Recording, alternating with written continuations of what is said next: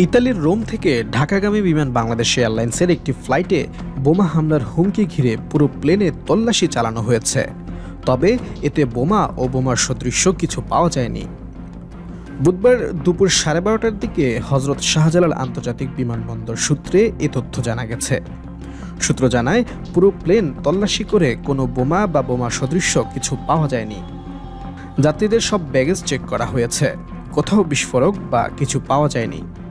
কিছুক্ষণের মধ্যে যাত্রীদের ব্যাগেজ ফেরত দেওয়া হবে। বিমানবন্দরের নির্বাহী পরিচালক গ্রুপ ক্যাপ্টেন কামরুল ইসলাম জানান, তল্লাশি প্রায় শেষ। থ্রেট ও তল্লাশির বিষয়ে গণমাধ্যমে বিস্তারিত জানানো হবে।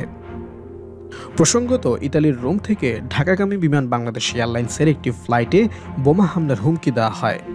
একটি অপরিচিত নম্বর থেকে ঢাকার হজরত শাহজালাল আন্তর্জাতিক বিমানবন্দরে ফোন করে এই হুমকি দেওয়া হয়। এই ঘটনার পর বিজি 356 নম্বর ফ্লাইটটি বুধবার সকাল 9:20 হজরত শাহজালাল আন্তর্জাতিক বিমানবন্দরে জরুরি অবতরণ করেছে। এরপর সকাল 10:30টায় বোমা ডিসপোজাল ইউনিট প্লেনটির ভেতরে প্রবেশ করে। সূত্র জানিয়েছে, বোমা ডিসপোজাল ইউনিট প্লেনের ভেতরে সিট, করিডোর, টয়লেট, ক্যাফেতে তল্লাশি চালায়। যাত্রীদের জরুরি ভিত্তিতে নামানো হলেও তাদের হ্যান্ড ব্যাগেজ প্লেনই রয়েছে, সেগুলো একে একে তল্লাশি করা হয়েছে।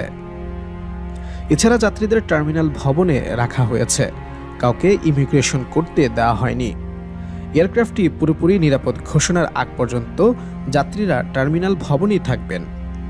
ফ্লাইটটি মঙ্গলবার স্থানীয় সময় রাত 8টায় রোমের লিওনার্দো দা ভিঞ্চি বিমানবন্দর থেকে রওনা হয়েছিল।